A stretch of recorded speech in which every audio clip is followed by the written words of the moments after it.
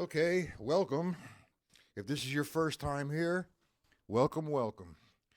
Uh, just get into the chat, be recognized, ask some questions, and we'll proceed.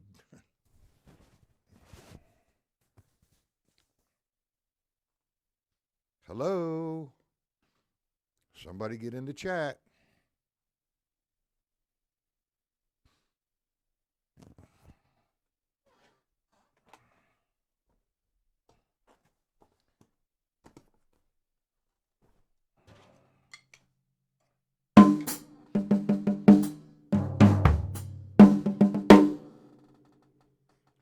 Hey, Dan. Good for you.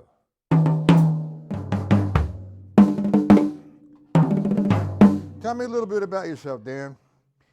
How long you been playing? You a seasoned player. Where you from? I know that perhaps you got me on Facebook there. That's a good thing. And I did send out PDFs on 5.4, but there are a tremendous amount of prerequisites that we need to go through first. For example, the table of time in 5, okay? You should know the table of time in 4, then go to 5. I actually wrote those PDFs for my online lesson site. All right, that's mattpatellallivelessons.com. Now, the table of time, I come out of two books there. That's the Joe Morello Master Studies and Dave Stanek's Mastering the Tables of Time. Same thing, but Dave's approach is a little bit different. And I kind of agree with Dave in a lot of different ways, as opposed to the way it was presented in the Master Studies. Do you have Master Studies, Dan?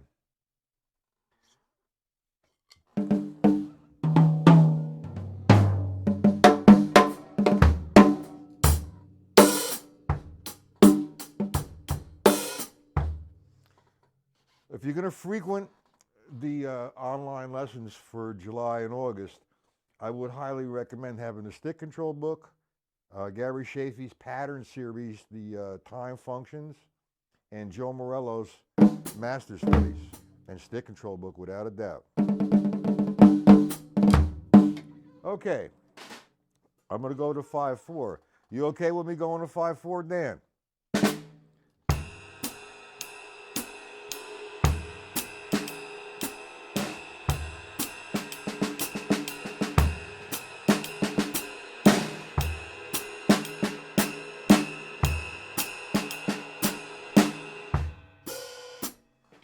Dan, talk to me, please.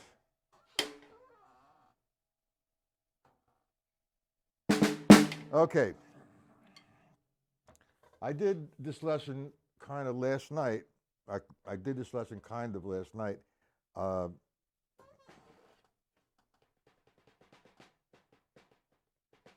Okay, 4.4. All right. Let's hang out with 4.4. And then if you feel comfortable, let me know. We'll go to 5.4. 4.4, the way the stick control book presents it, I have a ton of different formulas to use for stick control book.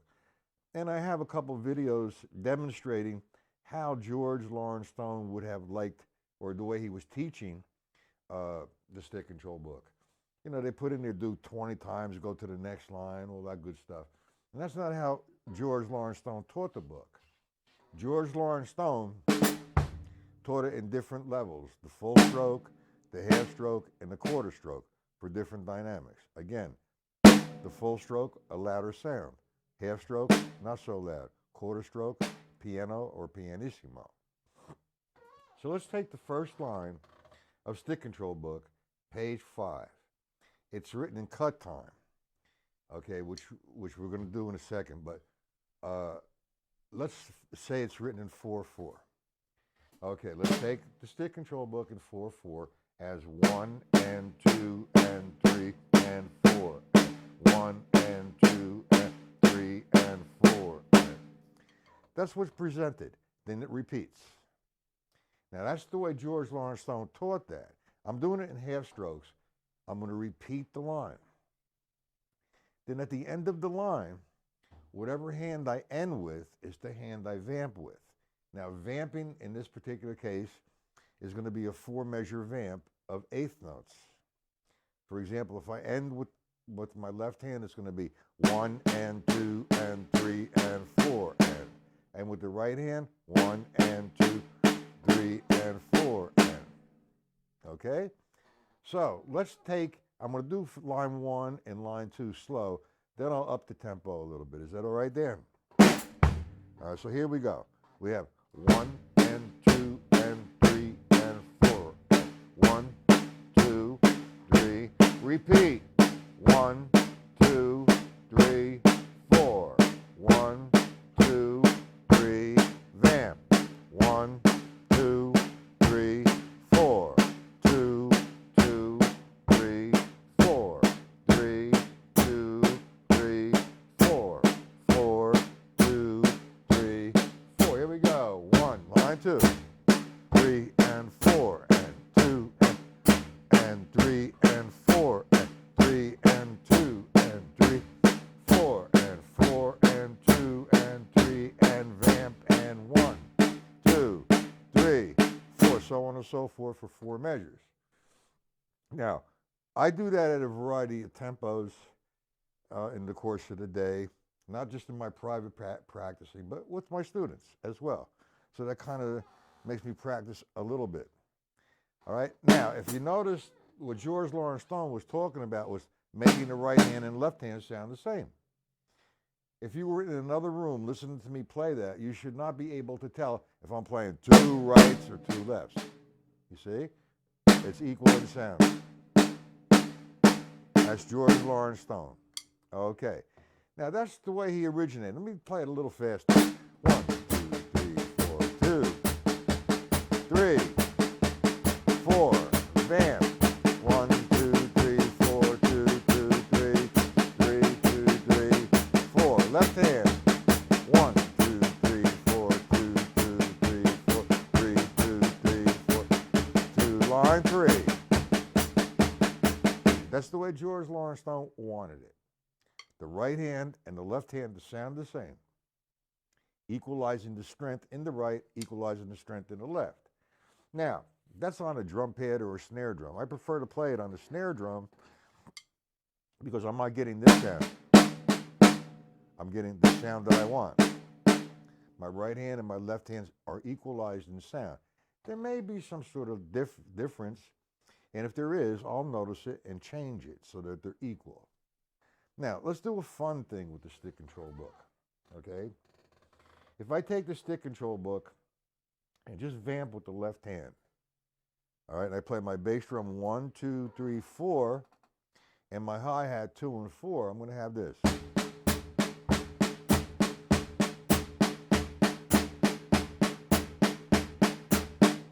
So, what I'm going to do is I'm going to play that constant. And when I say constant, you know, I'm going to play over that. I'm going to play against it. So what that becomes now is an ostinato pattern. An ostinato pattern is a pattern which repeats itself over and over again. So if I vamp with the left hand over and over again, 3, 2, 3, 4.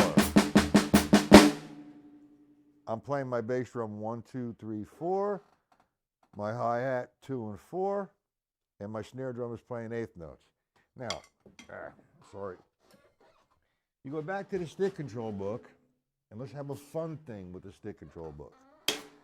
Let's take the first line, and instead of think of it as 1 and 2 and 3 and 4, and if I eliminate the lefts, I'm only going to have the rights. I want to play all the rights, say on the floor tom-tom. So if I play line 1, eliminating the lefts, I'm going to have 1 and 2 and 3 and 4 and 2 and 3 and 4 and.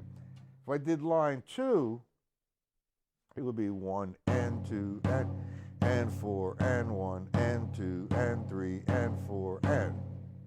Line 3 would be 1 and 2 and 3, 4, 1 and 2 and 3 and 4 and. Now again, let's go back to the ostinato pattern, the vamp. Bass drum is 1, 2, 3, 4. Hi-hats 2 and 4, heel and toe. And I'm using my left left hand is playing eighth notes.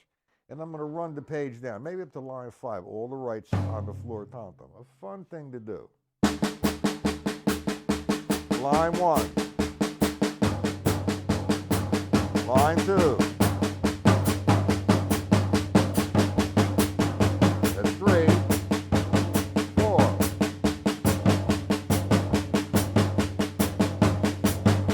That's 5.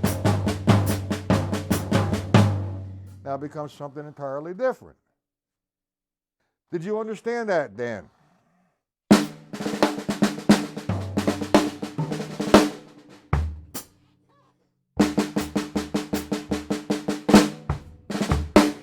Did you understand it?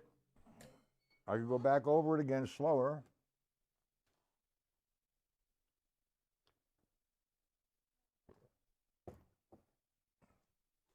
All right, now,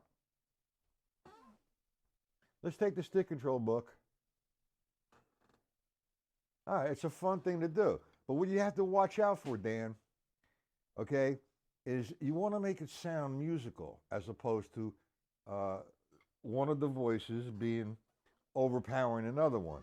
The actual dominant voice in this particular case is the right hand on the floor tom-tom. I'm sort of playing in the background this. But notice I'm just playing relaxed and playing my right hand on the floor.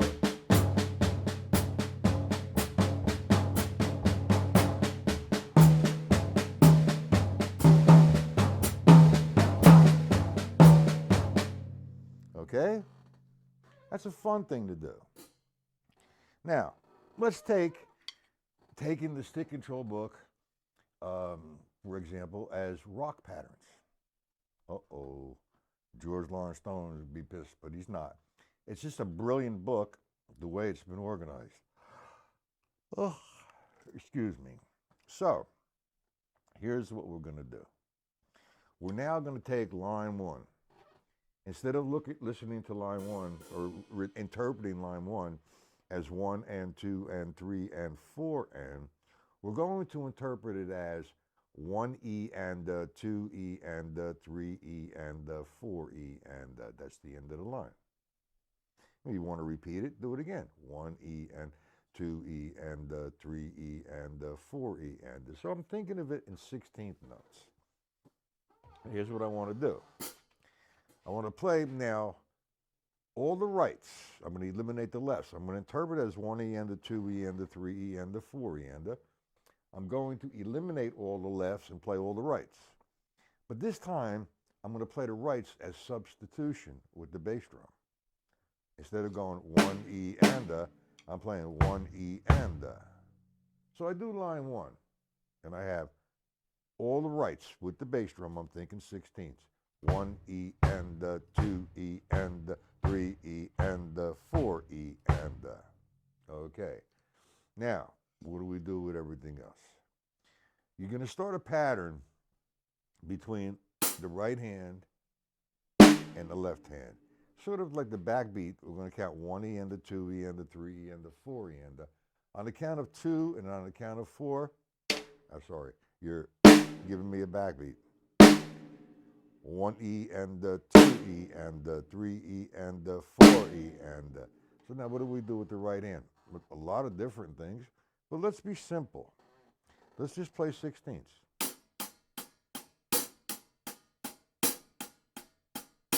So I'm going 1E and 2E and 3E and 4E and. Now I'm doing it slow and I look like a robot. But I'm just trying to, because it's an instructional platform, and I'm trying to demonstrate what is occurring with that right hand. If you're familiar with the levels, it's downstroke, tap, tap, up. That gives me the accent on the 1, 2, 3, 4. 3, E, and the 4, E. Back to 1. 1, E, and the 2, E, and the. Okay? Now, I'm going to play it a little faster. I want to drop a 2 and 4 backbeat.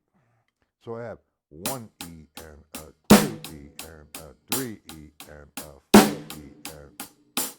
and a 2E and a 3E and a 4E and a. Now, that's going to be constant. It's a rock pattern, so to speak, or an ostinato pattern because it's constant. And now we're going to play the bass drum against that. We're looking at line 1. Remember, we're interpreting line 1 as 1E and 2E and 3E and 4E and we're eliminating the lefts, so that's going to give me 1E and 2E and 3E and 4E and. Now, in this particular case, that bass drum is going to be the dominant voice. Okay? How you doing, Ed? Okay, so now we have 1E and 2E and 3. Here we go. 4E and 1E and 2E and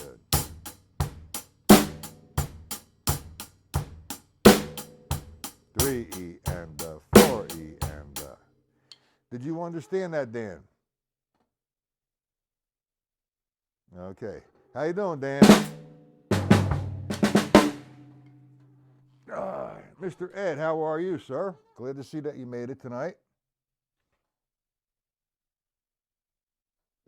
Next time I go up to the Boston area, we're going to hook up again, and we're going to sit down, and you're going to give me a lesson. Okay? All right, so that's the first interpretation to do a rock pattern. The second interpretation, we go to line 2. Well, you know, I've been doing it 100 years, Dan. I mean, this is brand new. So if you want to really get this, you have to be able to control your limbs. So I'm doing 1. This, see, actually, you know, if you're frequent Facebook, you see all these drummers trying to play 9,000 miles an hour, maybe 10,000 miles an hour. Who's the fastest drummer in the world? Okay? That's totally ridiculous. It absolutely means nothing if it can't apply musically or put you on a journey to go forward. Simple. Now, if this is brand new and you want to get familiar with it, there are some prerequisite exercises that you can do. You could just play the right hand separately, and I'm going to do it slow. And again, I'm not a robot. I'm demonstrating what's occurring with the right hand. 1, E, and the. 2, E, and the. 3, E, and the. 4, E, and the. Okay? The right hand by itself. Then you go say, okay, I feel good with the right hand. Now I want to drop in the 2 and the 4 as the backbeat. 1, E, and the. 2, E, and the. 3, E, and the. 4, E, and the. Now actually, the slower you practice, the more control you're going to obtain, the more focus you need, and the stronger you're going to become. So now, you say, well, you know, play it like me. I mean, you know, it's not that, you know, it's not new. I've been playing it for a while, so I'm familiar with it. But you have the ability, the capability, and if you practice it, you will be able to play it. No problem. So what I do is I'll lay down that pattern, 1, E, and 2, E, and the. 3, E, and the. 4, E, and the. Now notice I'm maintaining that down, tap, tap, up with the right hand. I'm plowing 2 and 4. So now you get that going on. You feel good with that? Drop the bass drum in on the 1. 1, E, and, 2, E, and the. 3, E, and on 3, 2. 4, E, and the. So now you got it on the 1 and 3. You got yourself pattern now. 3 E and the 4 E and the 1 E and the 2 E and the 3 E and the 4 E and the. Now that comes out of the Chaffee book, Pattern Series, Time Functions. His simple ostinato,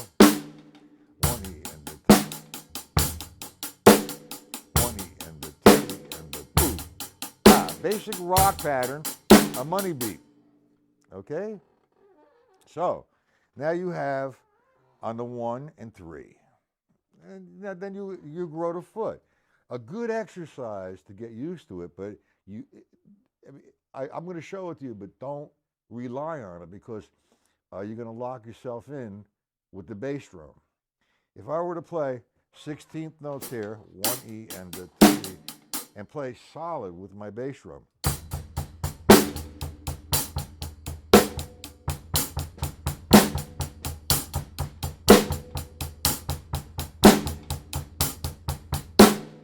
it's a good foot endurance exercise, and it puts you in position to control that bass drum with the right hand. The bass drum and the right hand are in unison, and the left hand is in unison on 2 and 4. You're playing the backbeat, and that's just a couple different ways. The single paradiddle. Let's go to that. All right, Dan. I'm not just doing this lesson for you, but you seem the only one except Ed into the chat. So I'm helping you. You asked the question, and I'm going for it. Now, if anybody wants me to help them, if I can, get in the chat and ask a question. I have no problem trying to help. Or maybe you could help me. I don't know. I mean, this is an open platform for everybody. So let's have some fun. Okay, so we take the single paradiddle. I don't know if you're familiar with the level system and doing a single paradiddle with an accent on the first stroke, which is 1, 2, 3, 4. 1, 2, 3, 4. What's that?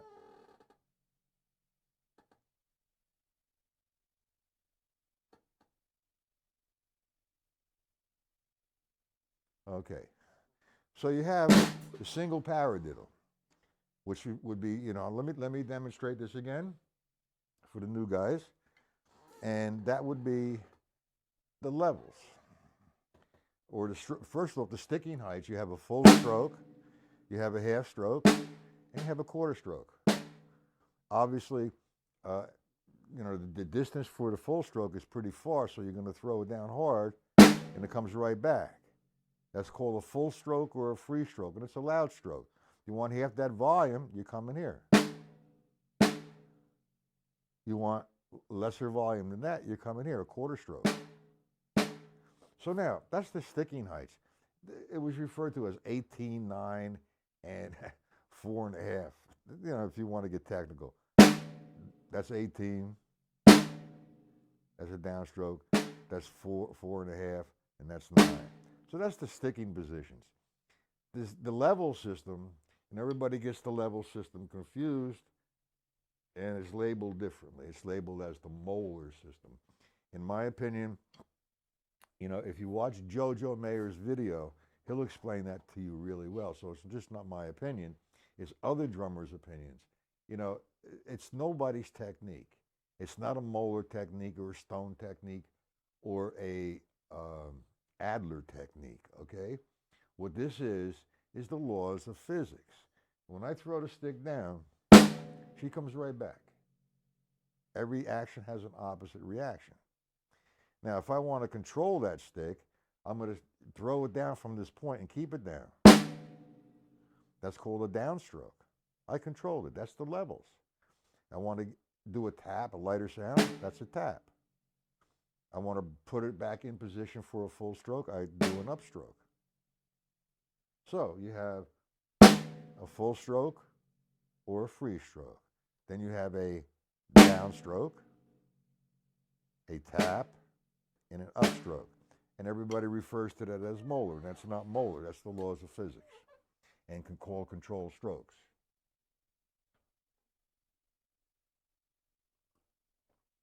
Well, Dan, you say you know the level system, and if you say not good, I know the level system, but it's a natural way to play. That's number one. That's what I'm getting at.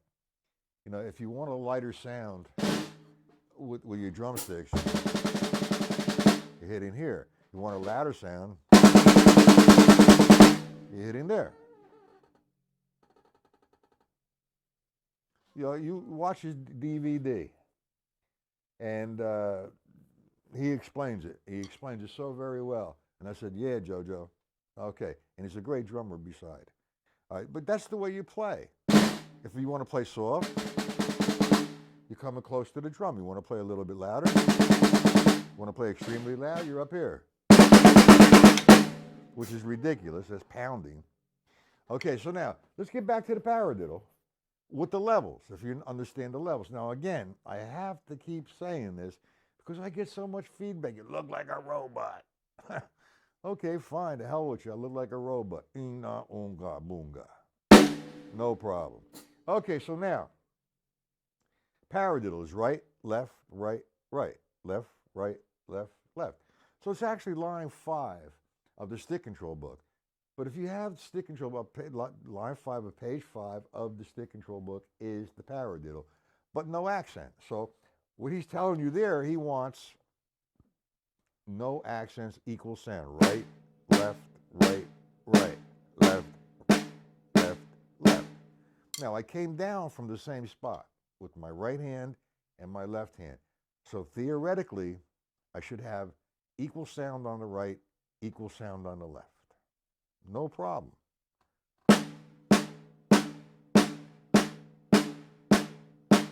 So now, what do? I want to put an accent on the count of 1 of the right hand paradiddle. I'm thinking in eighth notes, 1 and 2 and 3 and 4 and, or quarter notes, 1, 2, 3, 4. That's better. If I go use quarter notes, I'm thinking of right, left, right, right as 1, 2, 3, 4. Left, right, left, left as another 1, 2, 3, 4. So I'm playing the single paradiddle in quarter notes. But this time I'm going to put an accent on the count of 1 and on the count of, I guess it would be on the first note of each, let me say that, that's better. On the first note of each paradiddle. So my right hand is going to be, the first note of my right hand is going to be an accent. So for me to obtain, so I have 2 different sounds inside of the paradiddle. I have 1 accent and 3 non-accents. Okay, so I need to start my right hand here to get a louder sound. Look where my left hand is. So I'm going to come down with the right hand. 1. That gave me a loud sound. Now, I have to get my left hand in the upstroke position to get in position to attack the paradiddle from the left. And then 3 fours, 2 rights, 2 different sounds. Now I'm in position on the opposite side.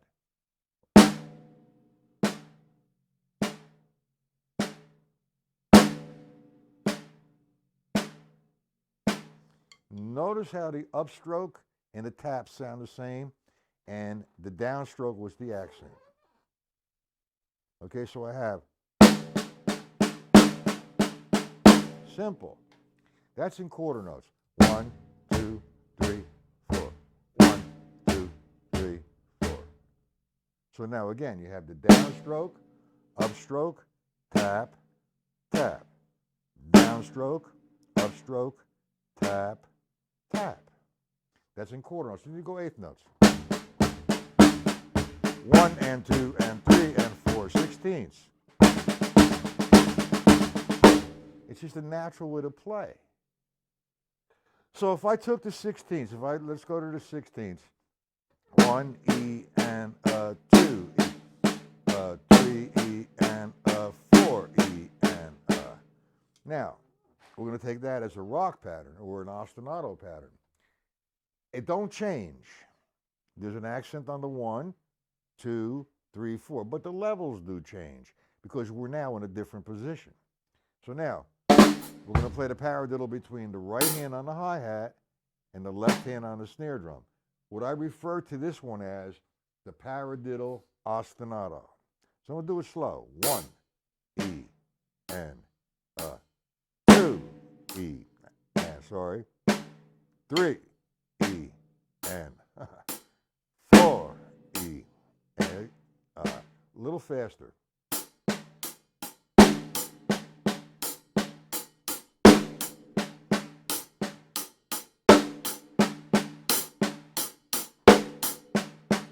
So my hand position was crossed like this, and it was, the paradiddle was the same, right? The first note of each paradiddle was accented, but the system, the levels changed because I'm in a different position. So if I take this a little faster, I'm going to get.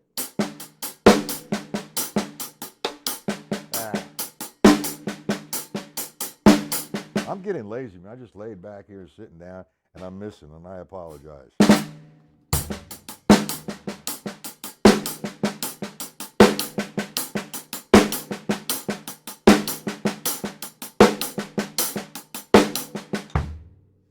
That's the pattern between the hi-hat and the snare drum. No bass drum yet. So now, you get that pattern going, you make it like rocking back and forth. Now you want to drop in the bass drum. What do we do with the bass drum? Well, anything we want if we have control. Okay, so how do we develop control? Okay, we'll do some exercises. All right, let's just do the bass drum on the count of 1 and 3. So I'm going to do that slow. 1, E, and 2, E, and 3, E, and 4, E, and Now, let me share something with you.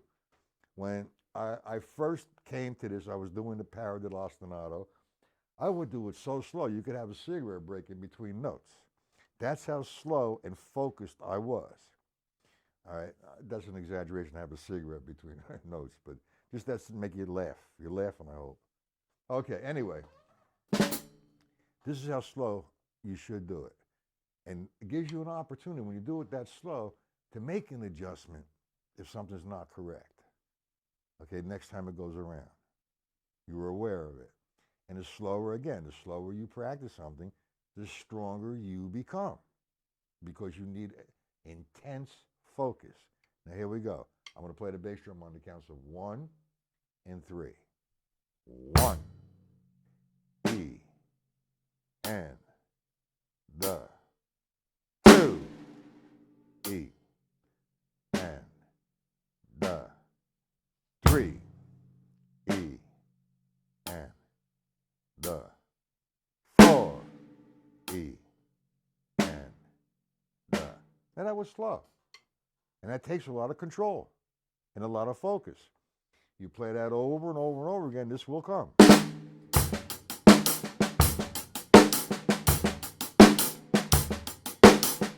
And to take you right into the funk drumming eventually. But now, what you need to do is have perseverance, dedication, and patience. A lot of people don't have that, especially the patience. The patience comes through you practicing. You know, everybody wants to play fast, and that doesn't mean a thing to nobody if it's not musical. What you're doing here is an inward journey of yourself. You control your limbs. Your brain controls it. And you got to put them all in perspective here. You know, the ears hear something, the brain says something else. There's a problem, so you got to adjust that. So that was just the first paradiddle with the bass drum on 1 and 3. That's even fast because it don't sound like a groove. That's a nice modern tempo. So let's move the bass drum again. Let's play the bass drum on all notes. Got it? Let me just slow it down. 1, E, and 2, E, and 3, E, and 4, E, and Try doing that for 5 minutes, maintaining that sound. You're going to have one hell of a foot. Okay, so what do we got here? So you got.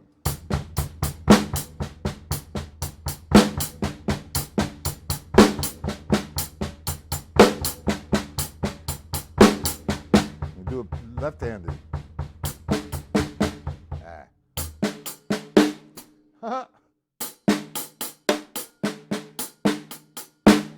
I'd rather do it this way for now. I'm just tired. By the way, there's only a lesson tomorrow night. Thursday night, I am taking off. It's 4th of July. I hope you gentlemen don't mind. But now you're going to do the stick control book the same way with the foot. You're going to play the paradiddle.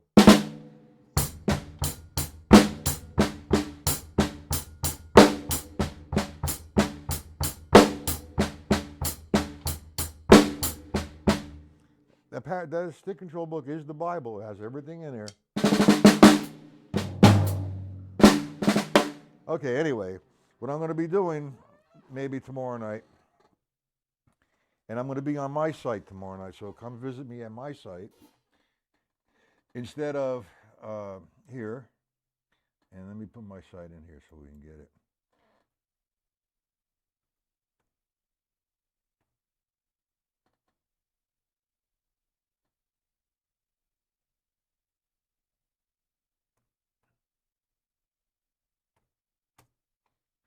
All right, that's my site.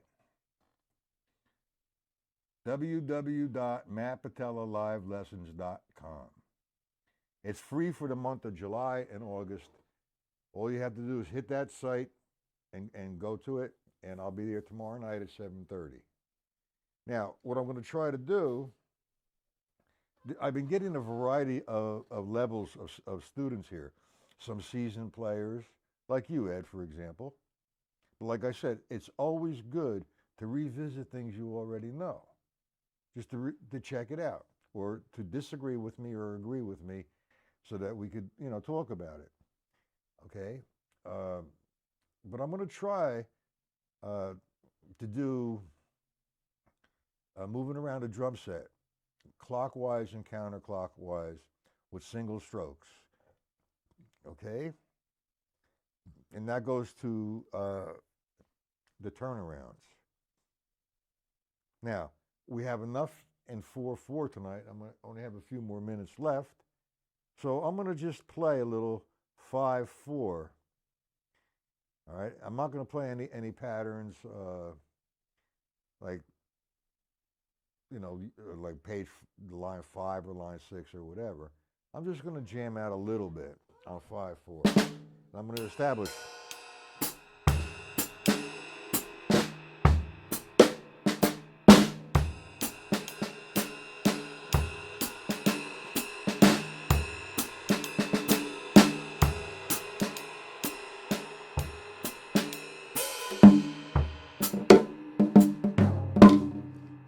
Forget it. Not in the mood.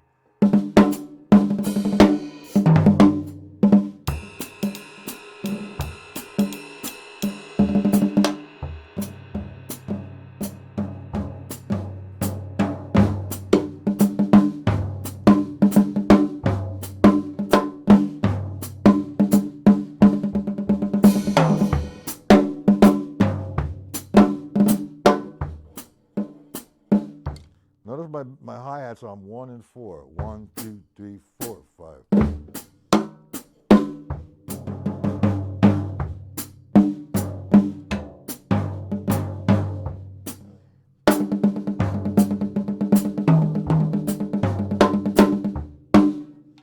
All right, enough of that. No showing off, no trying to play. It's an instructional platform. Are there any questions about tonight? You know what really makes me feel bad? I have maybe 200 people on my mailing list. And whenever I complete some PDFs for the lessons, I send them to everybody. Do you realize I've never have gotten a thank you? That amazes me. It takes a tremendous amount of time to write out the PDFs. Not even one thank you, nor one contribution. Oh well. Anyway, tomorrow night on my site at 7:30 p.m. Eastern Standard Time. Now, do you have any questions in reference to what we did tonight? If you do, I'll go over it. If not, I'm going to say goodnight. So, going once.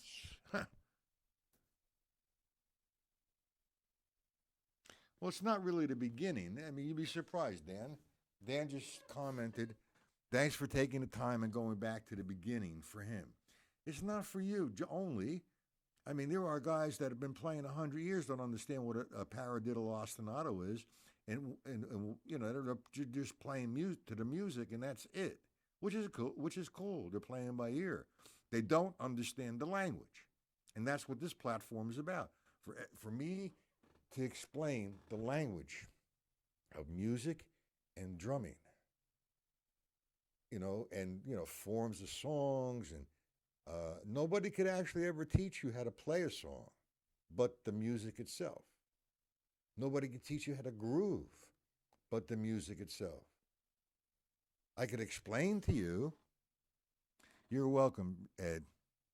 Ed just thanked me. Thank you. Thanks for thanking me. Anyway, nobody could teach you how to play music, but only the music. And the guys that you jam with or play the tune for. All this cover tune stuff that's on YouTube is fine. It's a good experience. It takes ability to play cover tunes, but you're not really playing art. You're playing someone else's voice, and you don't want that. You want to play your own voice.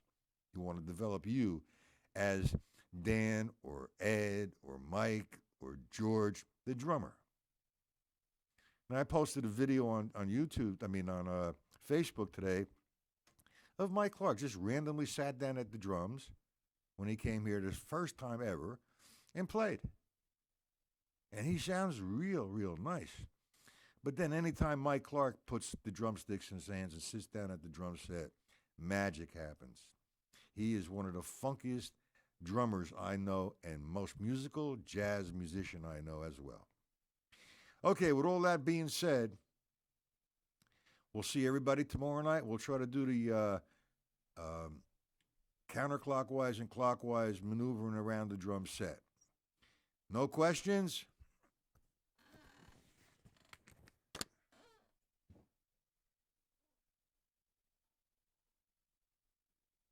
Okay, with that being said, everybody have a good night.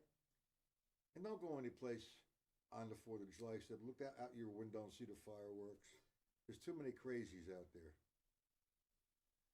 All right, have a good time. And for those who are not going to be here tomorrow night, have a good 4th of July and a safe one and practice.